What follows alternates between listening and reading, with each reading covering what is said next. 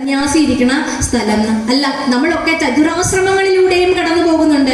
ഇനി സന്യസിച്ചില്ലെങ്കിലും ശരീരം കൊണ്ട് നമുക്ക് ആ ബാഹ്യമായിട്ടുള്ള സന്യാസം ഉണ്ടായില്ലെങ്കിലും മനസ്സിലെപ്പോഴൊക്കെ ഒരു സന്യാസം ഉണ്ടായിട്ടുണ്ട്, മനസ്സിലെപ്പോഴൊക്കെ ഒരു ബ്രഹ്മചാരി ഉണ്ടായിട്ടുണ്ട്, മനസ്സിലെപ്പോഴൊക്കെ ഒരു വാനപ്രസ്ഥിയും ഉണ്ടായിട്ടുണ്ട്.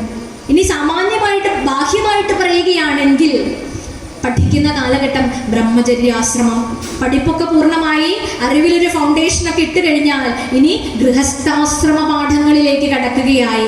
അതിൽ നിന്നും വിരക്തി വരുമ്പോഴാണ് വാനപ്രസ്ഥം, അത് കഴിഞ്ഞ് സർവസംഘ പരിത്യാഗി എന്നൊക്കെ നമ്മൾ വിശേഷിപ്പിക്കുന്ന പരമപവിത്രമായ സന്യാസാശ്രമം. പരമപവിത്രം, ചതുരാശ്രമങ്ങളിൽ ശ്രേഷ്ഠമെന്ന് സന്യാസാശ്രമത്തെ പറയുമെങ്കിലും ഏറ്റവും ശ്രേഷ്ഠമായിട്ട് പറയപ്പെടുന്ന ആശ്രമം ഏതാണ്? ഗൃഹസ്ഥാശ്രമം തന്നെ. ഗൃഹം എന്ന് പറയാൻ പാടുകയില്ല, ഗൃഹസ്ഥാശ്രമം. ഗൃഹം എന്ന് പറഞ്ഞു കഴിഞ്ഞാൽ ഭാഗവതം പറയുന്നത് ഗൃഹ്യതേ ഇതി ഗൃഹാ. ഗൃഹ്യത എന്ന് പറഞ്ഞാൽ പിടിക്കുന്നതാണ് ഗൃഹം.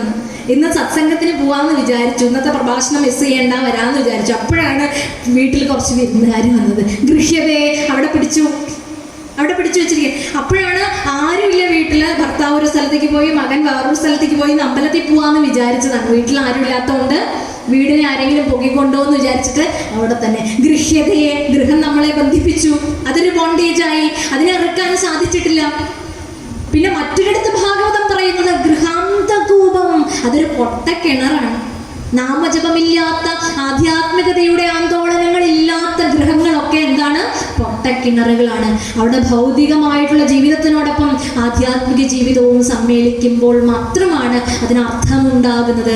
കാരണം ഗൃഹസ്ഥൻ എന്ന് പറഞ്ഞാൽ അത്ര ഉത്തരവാദിത്തപ്പെട്ട ആളാണ്. ഒരു ബ്രഹ്മചാരിയും ഒരു വാനപ്രസ്ഥിയും ഒരു സന്യാസിയും ഒക്കെ ആശ്രയിക്കുന്നത് ഉത്തരവാദിത്വമുള്ള ഒരു ഗൃഹനാഥനെയാണ്.